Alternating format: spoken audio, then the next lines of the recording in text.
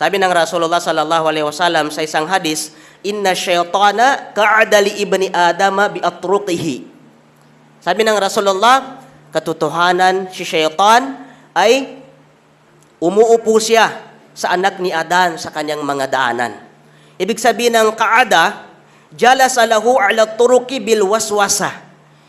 Hahadlang si syaitan sa lahat ng daanan o anumang gagawin ng isang alipin ng Allah subhanahu wa ta'ala upang bulungin niya yung tao na yun at hindi na maituloy ang kanyang balak na gawin na kabutihan o di kaya pagsamba kay Allah subhanahu wa ta'ala.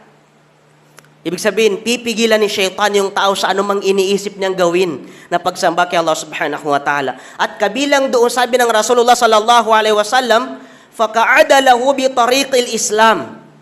Kabilang doon yung daan na kung saan nandoon si syaitan upang pigilan niya ang isang tao ay ang daan patungo sa pananampalatayang Islam.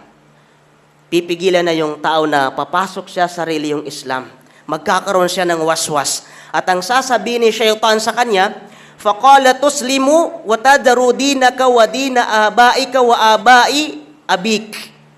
At ang sasabihin ni syaitan doon sa tao na yun na papasok siya sa reliyong Islam, sasabihin ni syaitan sa kanya, "Bakit ka mag-i-Islam? Bakit ka magbabalik Islam? Bakit ka papasok sa reliyong Islam at iiwanan mo na ba," sabi niya, "ang iyong reliyon at reliyon ng iyong ama, reliyon ng iyong mga ninuno?" Subhanallah.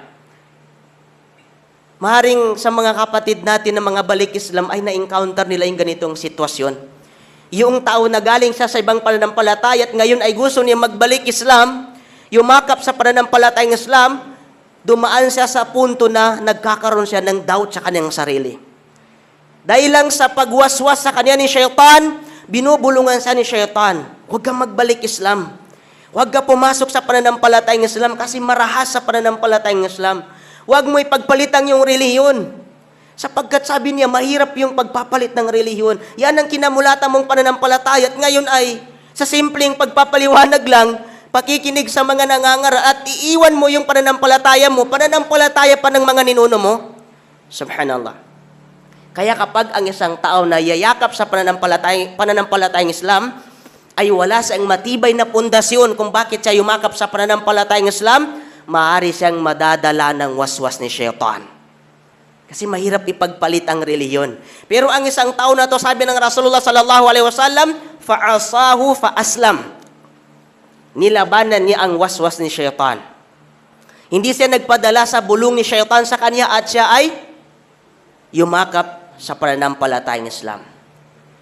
Makaka-relate dito yung mga kapatid natin na balik Islam sapagkat alam natin na yung pinagdaanan nila noong sila ay yumakap sa pananampalatayang Islam ay hindi ganun kadali. Bukod sa waswas sa kanila ni syaitan, na yakapin nila itong pananampalatayang Islam, matindi ang kanilang pinagdadaanan sa kanilang tahanan. Kasi may mga kapatid tayo na mga balik Islam na ang mismong tukso sa kanila ay ang kanilang pamilya, nasa kanilang tahanan. May mga ilan sa kanila na hindi sila pinapayagan ng kanilang asawa, ng kanilang anak, ng kanilang magulang, na sila ay yumakap sa pananampalatayang Islam at kasama yun sa kanilang pinagsasabaran. Kasama yun sa kanilang pinagtitiisan sapagkat yun ay kabilang sa pagsubok ni Allah subhanahu wa ta'ala. Pangalawa, sabi ng Rasulullah sallallahu alaihi wasallam, "Thumma ka'ada lahu bi tariqil hijrah." At pagkatapos sabi ng Rasulullah, ay uupuan niya, pipigilan niya yung tao na patungo sa hijrah. Anong ibig sabihin ng hijrah? Ang ibig sabihin ng hijrah, ito yung pangingibang bayan noong unang panahon. Halimbawa, kapag may kautusan ng Rasulullah sallallahu alaihi wasallam sa mga tao na tayo ay maghijrah, tayo ay lilipat ng lugar, at lahat ng mga tao ay susunod sila, pati ang kanilang mga ari-arian, kayamanan, pati ang mga pinapasto nilang hayop, lahat dinadala nila doon sa lugar na yun na kanilang lilipatan. At isa sa pinakamabigat na katayuan ng mga tao noong unang panahon, kapag sila'y pinag-utusan na iwanan ng isang partikular na lugar at nandoon ang kanilang kayamanan at kanilang hanap buhay. Bakit? Kasi yung mga tao na yun, meron sa kanila na hindi nila kayang iwanan ang kanilang lugar. Kahit na may dumating sa kanila na revelasyon naiiwan natin tong lugar na ito bilang utos ng Rasulullah sallallahu alaihi wasallam dahil sa nandoon ang kanilang hanap buhay, nandoon ang kanilang napakalaking bahay, hindi nila ito kayang iwanan at isa ito sa matinding pagsubok sa kanila. Kaya yung mga mananampalataya sa Allah subhanahu wa ta'ala at tunay na naniniwala kay Propeta Muhammad sallallahu alaihi wasallam, kapag may utos si Propeta Muhammad sallallahu alaihi wasallam na sila'y maghijra, hindi nila pinapahalagaan kung anuman ang hindi nila kayang dalhin doon sa kanilang lilipatan. At kung anuman ang kanilang maiiwan doon sa lugar na yun, hindi mahalaga sa kanila yun. Ang mahalaga sa kanila ay masunod nila ang kautusan ni Propeta Muhammad sallallahu alaihi wasallam. At kabilang ito sa binubulungan ni Shaitan. Yung tao na pupunta siya sa hijra, lilipat siya sa ibang lugar. At ang sasabihin sa kanya ni Shaitan, tuhajiru wa tada'u ardaka wa sama'ak. Wa innama mathalul muhajiri kamathalil farsi fit tiwal. Ang sasabihin sa kanya ni Shaitan, sabi niya, maghihijra ka, sabi niya, iiwanan mo yung lugar mo, sabi niya, at ang kahalintulad, sabi niya, ng paghihijra ay para kang kamelyo na nakatali. Ibig sabihin, limitado ang kilos mo kapag ikaw yung naghijra. Huwag mo iwanan tong lugar mo kasi nandito lahat ang kayamanan mo eh. Yung mga hayop na pinapastol mo, yung bahay mo, lahat, yung hanap buhay mo, nandito lahat, yun ang waswas ni Shaitan. Subhanallah.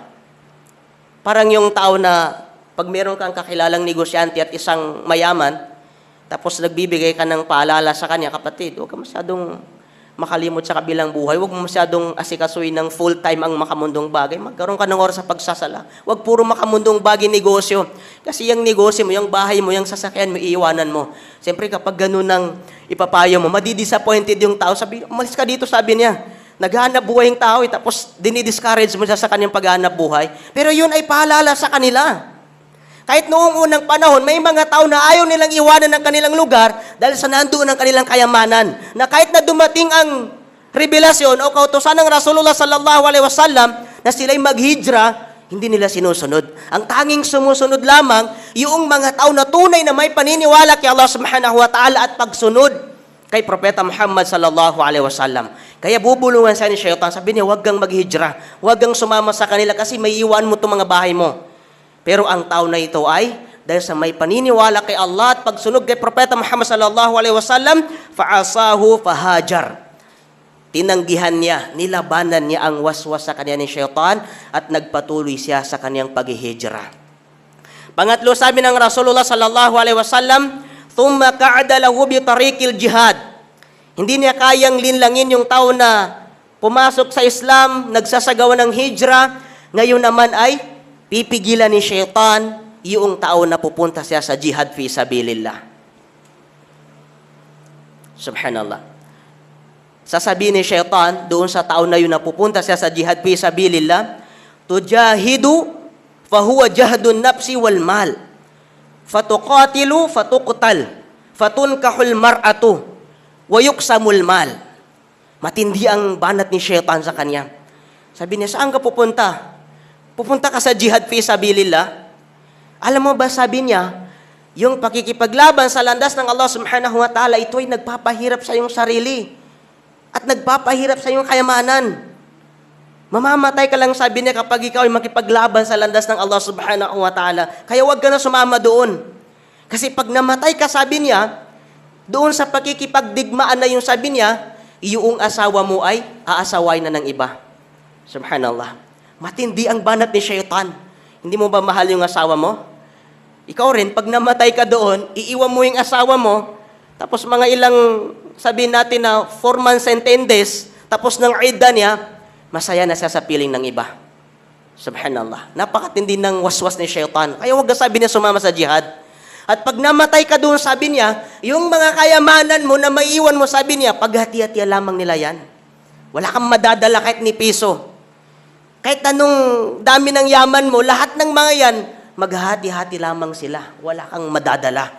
Ganun katindi ang ujuk ni Shaitan sa isang tao na papunta sa jihad fi sabilillah. Pero dahil sa itong tao na to ay meron siyang tunay na paniniwala Kaya Allah subhanahu wa ta'ala at pagsunod kay Propeta Muhammad sallallahu alaihi wasallam, sinalungat niya ang waswas sa kanya ni Shaytan. Fa'asahu fajahad. Tinanggihan niya yun, sinuway niya, at siya'y nagpatuloy sa kanyang pagjijihad fi sabilillah. Anong sabi ng Rasulullah sallallahu alaihi wasallam? Doon sa tatlong kategorya ng mga tao na yon, sabi ng Rasulullah, "Faman fa'ala zalika kana haqqan 'ala Allah 'azza wa jalla ay yudkhilahul jannah." Sabi ng Rasulullah, kung sino man ang gumawa doon sa tatlo na yon, ibig sabihin, sinuway niya sa anumang pagkakataon si Shaytan para lang siya'y mabulong, ay karapatan niya sa Allah subhanahu wa ta'ala na siya ay makakapasok sa paraiso ng Allah. Masya Allah. Ibig sabihin mga kapatid, yung pagsuway natin sa anumang bulong sa atin ni Shaytan, kasama ito sa ibada natin kay Allah subhanahu wa ta'ala.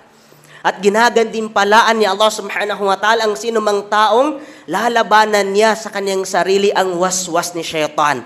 Ginagantimpalaan niya Allah subhanahu wa ta'ala ng kanyang paraiso. At sabi pa ng Rasulullah sallallahu alaihi wasallam, "Waman qutila kana haqqan 'ala Allahi ay yudkhilahul jannah."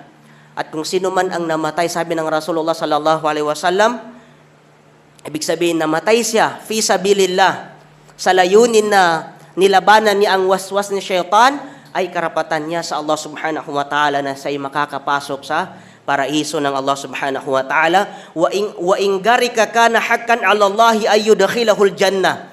At kung sino rin, sabi ng Rasulullah sallallahu alaihi wasallam, ang nalunod, pero bago siya nalunod ay nilabanan niya si Shaytan sa anumang pagkakataon, ay karapatan din niya kay Allah subhanahu wa ta'ala ang kanyang paraiso. Aw waqasathu dabbatuhu kana haqqan 'ala Allahi ay yudkhilahul jannah. O di kaya sabi ng Rasulullah, sino man ang nahulog sa kanyang sasakyan, sa kanyang kamelyo o anumang kanyang sasakyan, at yun ang naging dahilan ng kanyang pagkasawi, ay karapatan din niya kay Allah subhanahu wa ta'ala na siya'y makapasok sa paraiso sa kondisyon na yung tatlong pagkakataon na yun o anumang pagkakataon na siya ay binubulungan ni Shaytan, ay nilalabanan niya si Shaytan bilang bahagi ng kanyang pagsamba kay Allah subhanahu wa ta'ala, ay magmamana siya sa paraiso ng Allah subhanahu wa ta'ala. Dalangin natin kay Allah subhanahu wa ta'ala na mapabilang tayo sa mga tao na nagsusumikap silang labanan ang kanilang mga sarili sa pamamagitan ng paglaban nila sa waswas ng bulong ni Shaytan sa kanila upang pigilan sila sa mga mabubuting gawain nila at pagsamba nila kay Allah subhanahu wa ta'ala. Dalangin natin kay Allah subhanahu wa ta'ala na mapabilang tayo sa mga tao na pagkalooban o magmamana sa paraiso ng Allah subhanahu wa ta'ala. Amin. Barakallahu li wa lakum wa li sairil muslimina min kulli dhanbin fastaghfiru innahu huwal ghafurur rahim.